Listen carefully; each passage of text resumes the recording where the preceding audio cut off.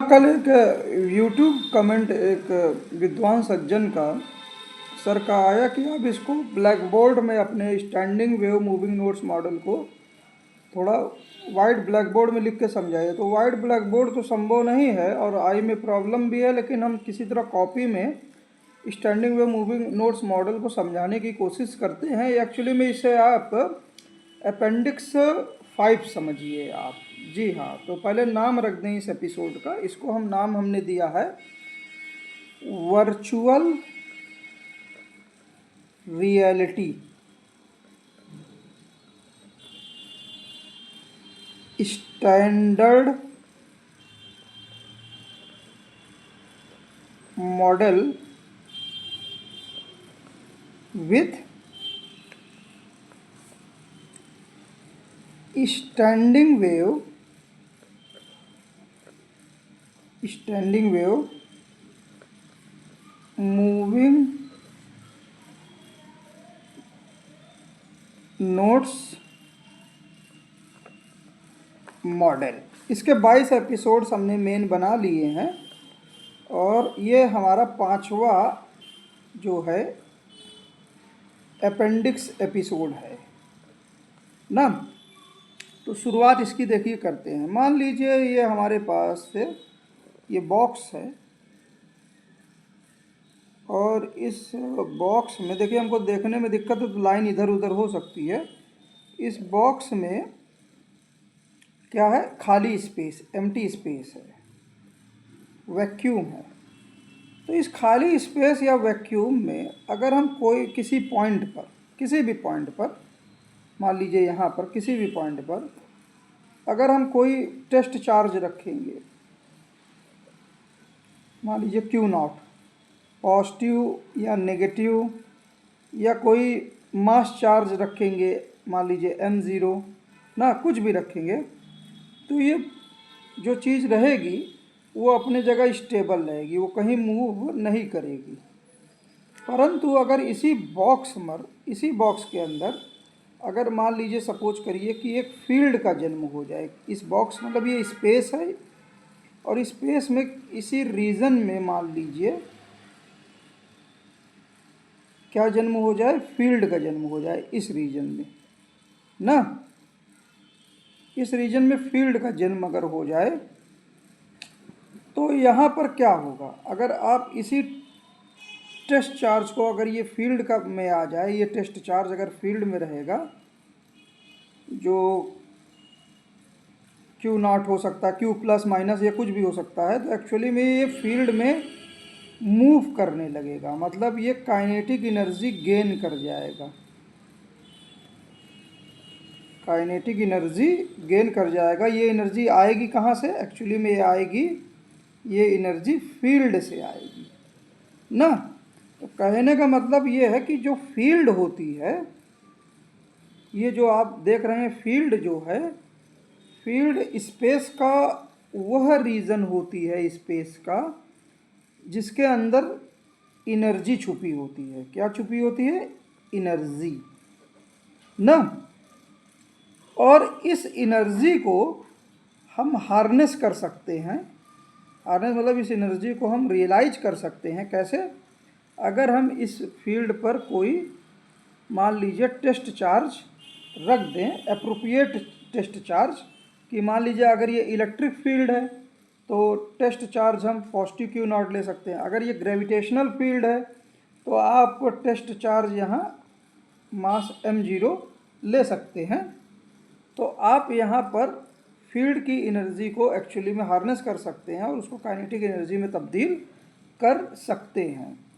तो अगर यहाँ पे फील्ड में एनर्जी है तो ये एनर्जी, अब अगला क्वेश्चन आता है कि ये एनर्जी एक्चुअली में आई कहाँ से? दैट इज, अगर यहाँ इस सेकंड पन्ने में देखिए कि अगर इस फील्ड में एनर्जी है तो एनर्जी इस फील्ड में आई कहाँ से? एक्चुअली में इस फील्ड में जो एनर्जी आएगी वो मास एंड स्लैश और जो चार्ज लॉस हुआ है उसके कारण क्या बोलते हैं, ये फील्ड का जन्म होता है ना।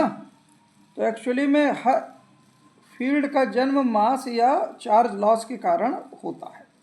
और ये जो भी इस रीजन में फील्ड, ये जो मास और चार्ज लॉस है, मोस्ट प्रोबेबली इसके पीछे, इस फील्ड के जन्म लेने के पीछे कहीं ना कहीं एक सोर्स चार्ज भी होगा। सोर्स, ये जो लॉस हुआ है एक्चुअली में, इसको जन्म कौन दे रहा है? मोस्ट प्रोबेबली अगर यहाँ फील्ड है तो मोस्ट प्रोबेबली एक सोर्स भी होगा ना। सोर्स मास एंड स्लैश और चार्ज भी होगा, जिससे वास्तव में इस फील्ड का जन्म है चारों तरफ। और ये जन्म जो हुआ, और इसी सोर्स से एक्चुअली में लॉस हुआ है, जिस लॉस की हम बात कर रहे हैं, जिसने, इसी सोर्स ने मास को लूज किया है, चार्ज को लूज किया है और चारों तरफ फील्ड बना रहा है। तो एक्चुअली में अगर जो भी चीज़, जो अगर फील्ड है, तो फील्ड में किसी पॉइंट पर एक्चुअली में जो भी फोर्स वेक्टर या किसी पॉइंट पर एनर्जी है, और उस एनर्जी के करस्पॉन्डिंग एक फील्ड वेक्टर है। क्या है? फील्ड वेक्टर, जो कुछ भी हो सकता है। वो इलेक्ट्रिक फील्ड हो, फील्ड इंटेंसिटी हो सकती है, इलेक्ट्रिक फील्ड इंटेंसिटी मतलब ये ई हो सकती है, वेक्टर ई हो सकता है, या ग्रेविटेशनल फोर्स हो सकता है, जिसको हम एफ से रिप्रेजेंट कर सकते हैं ना। लेकिन इस पॉइंट पर जो भी फोर्स होगा एक्चुअली में पर यूनिट चार्ज या पर यूनिट मास, जिसको हम फील्ड कहेंगे, एक्चुअली में ये डिपेंड किस पे कर रहा है? वास्तव में डिपेंड ये दो चीज़ों पे करता है। पहली चीज़ है कि कितना मास और चार्ज लॉस सोर्स से हुआ। यहाँ मान लीजिए सोर्स, इससे जो लॉस हुआ सोर्स से, यही फील्ड बनाया है, और ये बचा हुआ सोर्स है, ठीक है। और ये डिपेंड करेगा कि वास्तव में जिस भी सोर्स से लॉस हुआ उससे डिस्टेंस क्या है आर पे। तो आप जानते हैं कूलम्ब्स लॉ या ग्रेविटेशनल लॉ में 1/r² के ये प्रोपोर्शनल ये चीज़ें होती हैं ना। कहने का मतलब ये है कि किसी भी पॉइंट पर अगर कोई भी फील्ड है, अगर किसी भी फील्ड में, मतलब किसी भी स्पेस के एरिया में अगर फील्ड है तो एनर्जी है, और ये एनर्जी एक्चुअली में लॉस पर आधारित है, मास एंड चार्ज के लॉस पर। और वो कहीं ना कहीं जो अभी मौजूदा, इस लॉस के बावजूद भी जो एग्जिस्टिंग सोर्स अभी बचा हुआ है, उससे ही ये लॉस एक्चुअली में आया है। तो इसलिए किसी पॉइंट पर फील्ड मतलब force vector per unit mass and charge मतलब ई एक्चुअली में डिपेंड किस पे करता है? वो एक्चुअली में जो ई है किसी पॉइंट पर, वो डिपेंड करता है ये कि वास्तव में कितना मास और चार्ज लॉस हुआ है, उस पर डिपेंड करता है। ऑफकोर्स वो जो लॉस है मास एंड चार्ज का जो भी लॉस है ना, वो प्रोपोर्शनल होता है किसके? लॉस के बाद जो बचा हुआ सोर्स का मास और चार्ज है, और इन्वर्सली प्रोपोर्शनल होता है इस पॉइंट की सोर्स से दूरी के r² के ना। अब इस चीज़ों को और मतलब जनरलाइज करते हैं। तो एक्चुअली में किसी फील्ड पे हमने S.C. वर्मा सर की बुक पढ़ी होगी, कॉन्सेप्ट ऑफ फिजिक्स। तो अगर इस पॉइंट पर फील्ड निकालनी है, तो इस पॉइंट पर फील्ड निकालनी है, तो हम अज्यूम करते हैं कि ये फील्ड कहीं ना कहीं कोई चार्ज डिस्ट्रीब्यूशन से, पॉजिटिव नेगेटिव जो अगल में चार्ज डिस्ट्रीब्यूशन है, उनसे इस पॉइंट पर हम फील्ड निकालते हैं वेक्टर सम से, किसी एक टेस्ट चार्ज Q0 को रख कर ना। तो इसके कारण ये वेक्टर इधर आया, इसके कारण ये नेगेटिव चार्ज है तो ये वेक्टर इधर आ जाएगा, इसको खींचेगा, इसके कारण ये वेक्टर इधर आ जाएगा। तो इनको हम वेक्टर सम ले लेते हैं और इस तरह से क्या बोलते हैं फील्ड इस पॉइंट पर डिफाइन हो जाती है। परंतु मैंने जैसे अभी बताया कि फील्ड एक्चुअली में इस पॉइंट पर क्यों है, इस जो सोर्स चार्जेस है इनसे नहीं बल्कि इन पे इनडायरेक्टली डिपेंड कर रही है। डायरेक्टली इस पॉइंट पर जो फील्ड डिपेंड कर रही है एक्चुअली में इन जो सोर्स चार्जेस से जो मास एंड चार्ज लॉस हुआ है उसके कारण ये यहाँ पे फील्ड डिपेंड कर रही है। अब दूसरी तरफ समझिए कि अगर किसी पॉइंट पर मान लीजिए यहाँ पे फील्ड है ना, तो इसके पीछे कई तरह के डिस्ट्रीब्यूशन जो हैं वही फील्ड दे सकते हैं, और इसी फील्ड को ये डिस्ट्रीब्यूशन में अगर प्लस माइनस चार्ज और कुछ जोड़ दीजिए, घटा दीजिए, इनको हटा के कोई दूसरे प्लस माइनस चार्ज का कम्बिनेशन ले लीजिए तो फील्ड वही हो सकती है ना। तो एक्चुअली में फील्ड की कैलकुलेशन के समय हमको ये हमेशा ध्यान रखना चाहिए किसी पॉइंट पर फील्ड के कैलकुलेशन के समय कि वहाँ पे जो फील्ड एक्चुअली में है वो एक्चुअली में जो भी मास एंड चार्ज का लॉस है उस पर डिपेंड कर रही है। तो इसलिए किसी भी पॉइंट पर अगर हम फील्ड फील करते हैं, मान लीजिए ये फील्ड है, फील्ड का रीजन है, स्पेस है, और इस पॉइंट पर अगर हम, और ये मान लीजिए सोर्स है, और इस पॉइंट पे अगर हम फील्ड निकालना चाहते हैं तो आप यहाँ पे कल्पना कीजिए कि यहाँ पे कहीं ना कहीं जो फील्ड है वो डिपेंड कर रहा है लॉस्ट मास एंड चार्ज पर। तो इसलिए इस फील्ड पर हम एक्चुअली में एक इमेजिनरी पार्टिकल को फील कर सकते हैं जिसने वास्तव में, जिसके करस्पॉन्डिंग, जिसने मास लॉस किया और उसने चार्ज भी लॉस किया ना। तो ये जो इमेजिनरी पार्टिकल है एक्चुअली में वही, ये जो वर्चुअल पार्टिकल है, ये वर्चुअल पार्टिकल, और इस पार्टिकल के अंदर जो कभी मास रहा होगा, लॉस्ट मास जिसको हम ml कहेंगे, और लॉस्ट चार्ज जिसको हम QL कहेंगे, दरअसल इनके कारण ही इस पॉइंट पर एक्चुअली में फील्ड है। लेकिन ये फील्ड क्या है, एक्चुअली में रियल है ना। और अब मान लीजिए, और ये जो भी फील्ड है एक्चुअली में इसी मास लॉस्ट चार्ज QL और ML के प्रोपोर्शनल है। लेकिन ये जो भी लॉस है QL और ML एक्चुअली में सोर्स में जो अब बचा हुआ चार्ज है Q और उससे जो डिस्टेंस है 1/r² उसके प्रोपोर्शनल आती है इनडायरेक्ट वे में। डायरेक्ट रिलेशन इससे है। तो इसलिए आप अगर मान लीजिए कोई सोर्स चार्ज है Q ना, ये यहाँ पर है, ये सोर्स चार्ज Q है और ये अपने चारों तरफ फील्ड बनाया हुआ है। तो किसी पॉइंट पर अगर हम फील्ड निकालना चाहेंगे इस सोर्स चार्ज पर, तो उस पॉइंट पर हम अज्यूम करेंगे क्या,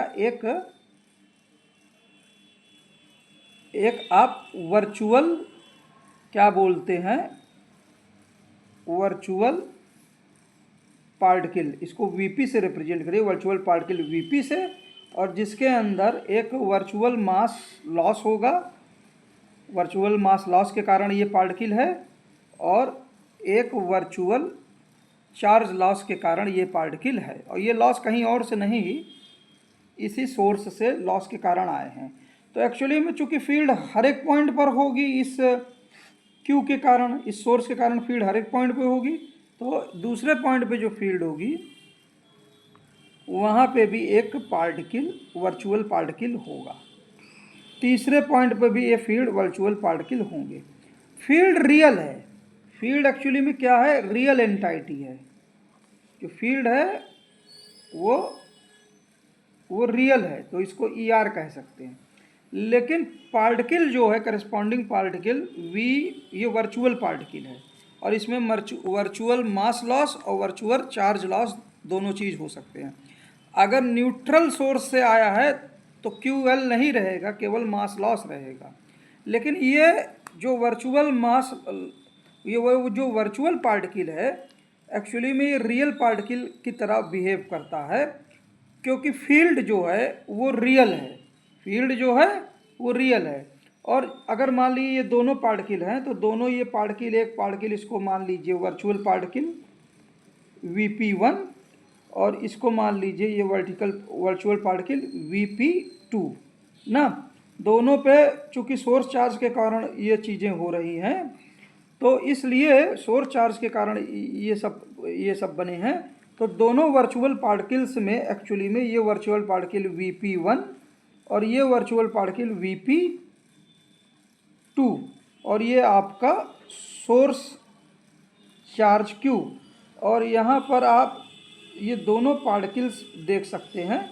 दोनों पर वर्चुअल जो चार्जेस होंगे वो अलग अलग ज़रूर हो सकते हैं, लेकिन हम जनरली इनको QL ही नाम दे देते हैं ना। और इनमें वर्चुअल मास लॉस ml कर लीजिए ना। लेकिन ये दोनों पार्टिकल चूँकि फील्ड जो है दोनों पे ऑफकोर्स डिफरेंट कुछ होगी, लेकिन ये फील्ड जो होगी वो रियल होगी और इसलिए ये दोनों पार्टिकल आपस में बिल्कुल टच में हैं, इसलिए रिपेल करेंगे। क्या करेंगे? रिपेल करेंगे ना। तो ये वर्चुअल पार्टिकल रियल पार्टिकल की तरह बिहेव करेंगे, रिपेल करेंगे, तो ये दूर दूर चले जाएंगे तो फील्ड एक तरह से डिसकॉन्टिन्यूअस हो जाएगी। रिपल्सन के बाद ये डिसकॉन्टिन्यूअस हो जाएगी क्योंकि बीच में गैप हो जाएगा रिपेल के बाद। ये Vp1 ये Vp2 ये रिपेल कर जाएंगे ना। तो यहाँ गैप हो जाएगा, इसलिए यहाँ पे कोई फील्ड जो एग्जिस्ट नहीं करेगी। ये रिपेल ना करें ये दोनों वर्चुअल पार्टिकल, तो होता क्या है कि ये दोनों वर्चुअल पार्टिकल्स जो हैं आपस में क्या करेंगे? कोएलेस करेंगे। और जब कोएलेस करेंगे तो ये Vp1 और Vp2 जब कोएलेस करेंगे रिपल्सन के बावजूद भी, रिपल्सन के ये रिपल्स हो रहा है, ये क्या रिप्रेजेंट कर रहा है? रिपल्सन। लेकिन रिपल्सन के बावजूद भी मान लीजिए कि हमने फोर्स लगाया, किसी तरह इनको दोनों को पार्टिकल को ओवरलैप करा दिया, तो ओवरलैप से क्या होगा कि ओवरलैप से जो हमने एनर्जी लगाई एक्चुअली में वर्चुअल जो पार्टिकल जिनमें वर्चुअल मासेस थे उनका कुछ वर्चुअल जो मास है वो एक्चुअली में रियल मास में तब्दील हो जाएगा। ये क्या हो जाएगा? रियल मास में ये तब्दील हो जाएगा। वर्चुअल जो मास था ml उसका कुछ पोर्शन जो है वो रियल मास में तब्दील हो जाएगा और इसी मास पर आप अज्यूम कर सकते हैं कि इसके एक सिरे पर जो क्या बोलते हैं, इसी के साथ साथ कुछ रियल चार्ज भी आ जाएगा। जो लॉस हुआ था जो लॉस हुआ था उसके करस्पॉन्डिंग कुछ रियल चार्ज भी आ जाएगा यहाँ पर। इसी तरह इस पे भी यही तरह इकट्ठा हो जाएगा, QL से कुछ रियल चार्ज भी वापस आ जाएगा ना। ये चीज़ें हो जाएंगी। तो एक्चुअली में हो क्या रहा है कि जब कोई मान लीजिए एक प्लाज्मा जैसा मटेरियल है और वो प्लस माइनस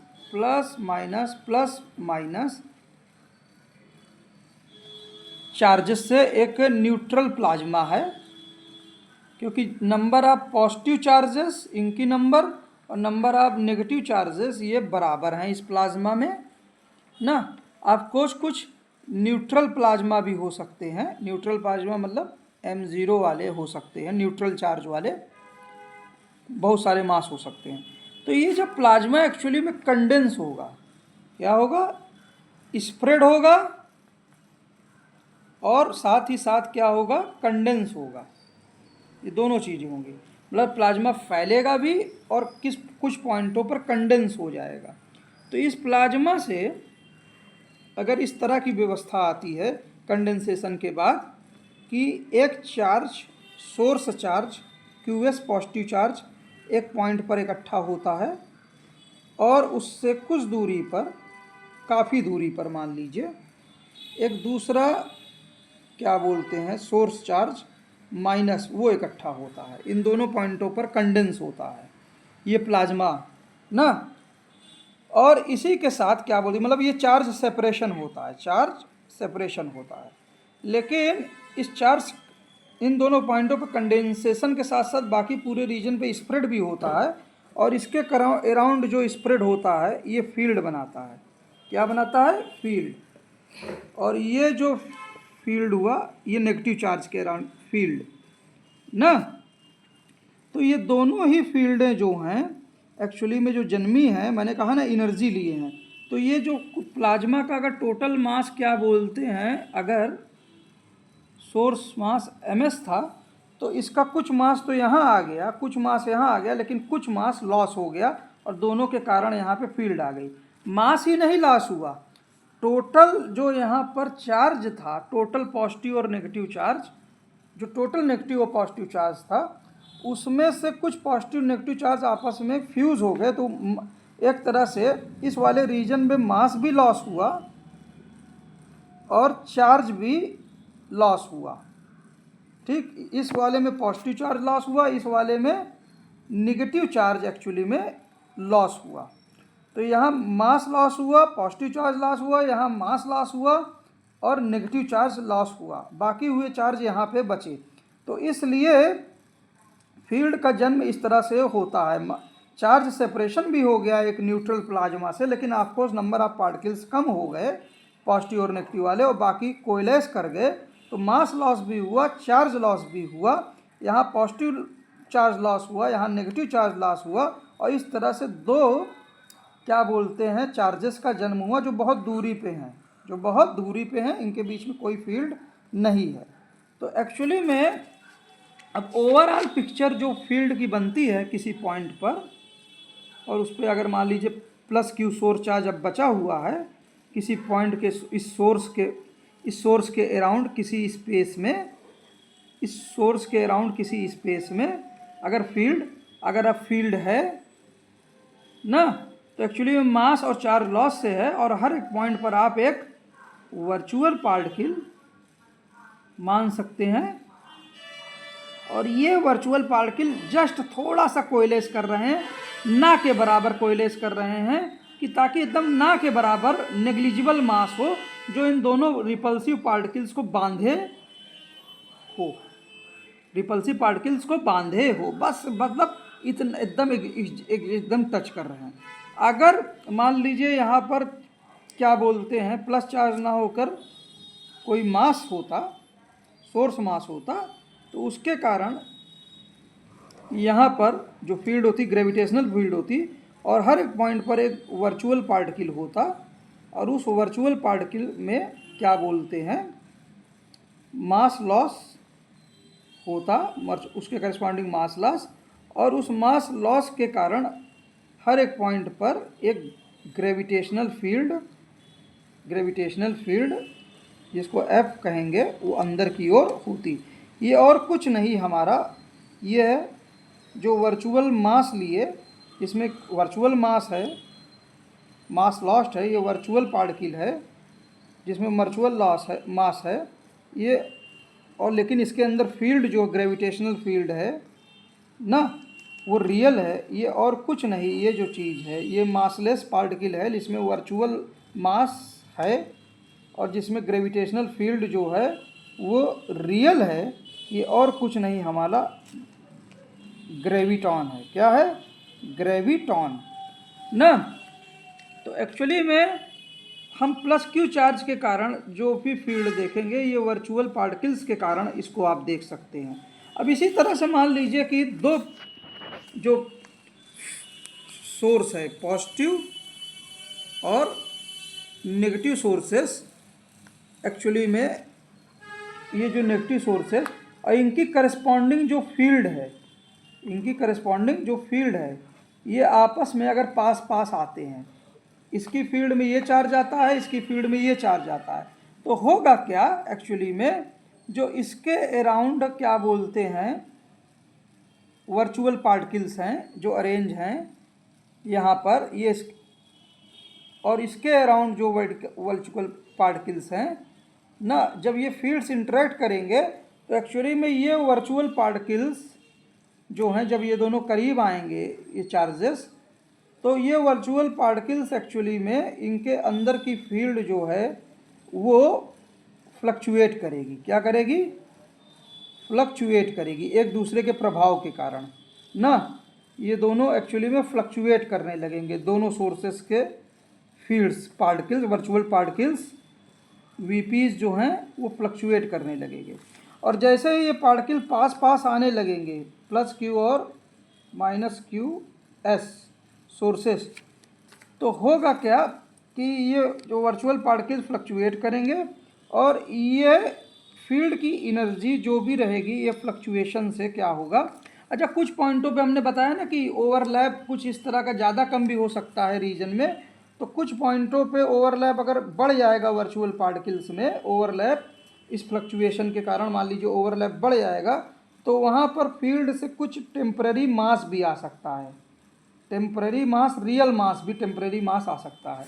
तो कहने का मतलब क्या है कि जब पार्टिकल एक दूसरे की तरफ, ये सोर्स पार्टिकल जब बढ़ रहे होंगे Q प्लस एस और Q माइनस एस, जब एक ये दोनों सोर्स पार्टिकल एक दूसरे की तरफ बढ़ रहे होंगे तो एक्चुअली में ये दोनों वर्चुअल पार्टिकल्स क्या बोलते हैं, फ्लक्चुएट करेंगे। या आप ये कह सकते हैं कि पॉजिटिव चार्ज के बाद जब नेगेटिव चार्ज मान लीजिए आ रहा होगा तो वर्चुअल पार्टिकल्स में फील्ड धीरे धीरे घटने लगेगी, फील्ड जो है धीरे धीरे, आउटर वाले पार्टिकल्स अपना सिग्निफिकेंस खोने लगेंगे और धीरे धीरे जब ये पास आएंगे तो एक्चुअली में नंबर ऑफ पार्टिकल्स जो रहेंगे वर्चुअल पार्टिकल्स वो अब कम हो जाएंगे ना।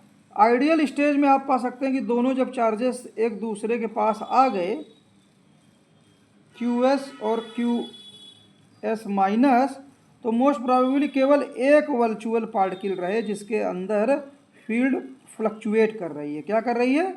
फ्लक्चुएट कर रही है। कहने का मतलब ये है कि अगर ये प्लस चार्ज मान लीजिए हमारा प्रोटॉन है, क्या है? प्रोटॉन, हाइड्रोजन एटम का प्रोटॉन, और माइनस चार्ज हमारा क्या है एक्चुअली में, माइनस चार्ज वो हमारा ये एक्चुअली में ये मान लीजिए प्रोटॉन है, सोर्स प्लस चार्ज प्रोटॉन, और ये जो माइनस चार्ज, फिर से फिगर बना ले, ये जो अंत में ये मान लीजिए सोर्स चार्ज क्या है? प्रोटॉन, और माइनस चार्ज आपका क्या है? इलेक्ट्रॉन। तो इसके मध्य केवल एक वर्चुअल पार्टिकल हो सकता है, और ये वर्चुअल पार्टिकल और कुछ नहीं, ये वर्चुअल पार्टिकल एक्चुअली में दो तरह के फ्लक्चुएटिंग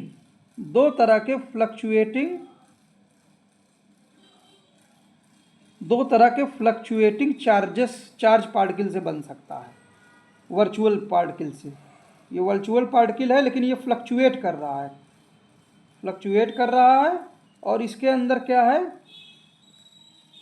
वर्चुअल चार्ज प्लस, क्या है? वर्चुअल चार्ज पर ये क्या है? इसके बगल वाले में virtual charge minus, plus minus, और ये चीज़ें फ्लक्चुएट कर रही हैं। क्या कर रही हैं? ये दोनों पार्टिकल फ्लक्चुएट कर रहे हैं। ये फ्लक्चुएशंस और कुछ नहीं, ये सब पार्टिकल्स मिलके एक्चुअली में इस प्रोटॉन और इस इलेक्ट्रॉन के मध्य, एक्चुअली में प्रोटॉन और इलेक्ट्रॉन के मध्य एक्चुअली में ये फ्लक्चुएशंस, पॉजिटिव फ्लक्चुएशन, और उसके बाद यहाँ पर नेगेटिव चार्ज के कारण अगर अपोजिट फेज में है तो नेगेटिव फ्लक्चुएशंस ना, ये पॉजिटिव फील्ड, ये नेगेटिव फील्ड, एक्चुअली में ये और कुछ नहीं, एक प्रकार की स्टैंडिंग वेव फोटॉन बना रहे हैं, स्टैंडिंग वेव फोटॉन। तो एक्चुअली में यही जो फोटॉन है, एक्चुअली में यही दो पॉजिटिव और नेगेटिव पार्टिकल्स को स्टैंडिंग वेव, एक्चुअली में स्टैंडिंग वेव फोटॉन ही है जो न्यूक्लियस में पॉजिटिव चार्ज और इलेक्ट्रॉन को आपस में एक्चुअली में एक स्टैंडिंग फोटॉन आपस में एक्चुअली में इनको बाइंड किए रहता है ना। और एक स्टैंडिंग फोटॉन को दो हाफ वेव की तरह आप रिप्रेजेंट कर सकते हैं। ये इलेक्ट्रॉन है, ये मान लीजिए प्रोटॉन है, तो एक्चुअली में ये एक दो हाफ वेव हैं, एक हाफ वेव ये रही और एक हाफ वेव ये रही। ये अभी दोनों दूर जा रहे हैं वेव, और फिर अगले पल ये पास में आएंगे। इन्हीं हाफ वेव्स के करस्पॉन्डिंग मोमेंटम एक्सचेंज भी होगा, ना, और ये सब चीज़ें होती हैं। रियलिटी में क्या हो सकता है, रियलिटी में क्या हो सकता है कि जो भी सोर्स चार्ज है QS और source negative charge QS minus, इनके करस्पॉन्डिंग जो वर्चुअल पार्टिकल्स हैं ना, ये जब दोनों आपस में आए तो एक्चुअली में रियलिटी में क्या हो सकता है कि जब पास आएंगे दोनों तो कहीं ना कहीं ये दोनों चीज़ें, दोनों पार्टिकल एसरेलेट भी करेंगे। क्या करेंगे? एसेलेरेट करेंगे, एसेरेलेट करेंगे। और एसेलेरेट करने से क्या होगा, इलेक्ट्रोमैग्नेटिक रेडिएशन भी लूज करेंगे। तो एक्चुअली मैंने पहले बताया ना, जब पास पास आएंगे तो यहाँ पे इनके अंदर जो फील्ड रहेगी वो फ्लक्चुएट करेगी, ये भी फ्लक्चुएट करेंगे, और कहीं कहीं बीच में मासेस भी जन्म हो सकते हैं। लेकिन जैसे जैसे पास आएंगे तो ये फ्लक्चुएशन के कारण इलेक्ट्रोमैग्नेटिक रेडिएशन भी लूज करेंगे। तो जैसे जैसे पार्टिकल एक्चुअली में एसलेट करते हुए पास आ रहे हैं, वैसे वैसे एक्चुअली में कुछ एनर्जी जो है, कुछ एनर्जी एक्चुअली में फोटोन के रूप में, फ्री फोटोन के रूप में, वो और कुछ नहीं है, पॉजिटिव नेगेटिव, एक ट्रेन के रूप में ये फोटोन रिलीज होगा ना, न्यूट्रल फोटोन एनर्जी सिस्टम से लूज होती जाएगी। कुछ पार्टिकल्स लूज होते जाएंगे, नंबर ऑफ पार्टिकल्स से वर्चुअल पार्टिकल घटते जाएंगे ना, और ये तब तक, और चूंकि बीच बीच में मासेस थे इसलिए फोटोन कंटिन्यूअस नहीं रहेगा, क्योंकि कुछ ना कुछ मास, वर्चुअल मास रियल में था, तो इसलिए फोटोन जो है वो कंटिन्यूअसली एनर्जी नहीं लॉस करेगा, एक डिसकॉन्टिन्यूअस एंटाइटी होगी ना। लेकिन इसी के साथ साथ आप देखेंगे कि, देखिए मुझे दिखने में दिक्कत है, अपने लिखो को नहीं पहचान पा रहा, हाँ, तो ये प्लस और माइनस चार्ज, तो प्लस और माइनस चार्ज अकेले नहीं रह जाएंगे, जब ये फ्लक्चुएट करते हुए जब आपस में आएंगे, प्लस Q और ये माइनस Q, ये सोर्स चार्जेस जब एक तरह से वेलोसिटी लिए हुए, चेंजिंग वेलोसिटी लिए हुए ना, आपस में आएंगे और एक तरह से एक्सरेलेट भी कर रहे हैं, एक्सरेलेट कर रहे हैं ना, तो एक तरह से फोटॉन्स रिलीज होंगे, और ये फोटॉन्स रिलीज होंगे, नंबर ऑफ पार्टिकल्स भी घटेंगे, लेकिन बीच बीच में कोई ना कोई डिफरेंट मास पार्टिकल्स भी फील्ड एनर्जी कंजर्वेशन से जन्म लेंगे। और ऐसा होगा अंत में कि ये जो सोर्स चार्ज है, ये सोर्स चार्ज जो है, ये स्वयं छोटे छोटे पार्टिकल्स में, पॉजिटिव पार्टिकल्स, ये टूट जाएगा, और जो इलेक्ट्रॉन जो है ये भी हमारे हिसाब से, जो इलेक्ट्रॉन के करस्पॉन्डिंग पार्टिकल्स है, ये भी छोटे छोटे इलेक्ट्रॉन्स में टूट सकता है, और वो इलेक्ट्रॉन भी कई छोटे छोटे पार्टिकल्स में टूट सकता है। और इन सभी के मध्य, एक्चुअली में इन सभी के मध्य क्या बोलते हैं, कुछ टेम्पररी पार्टिकल्स भी होंगे, कुछ टेम्पररी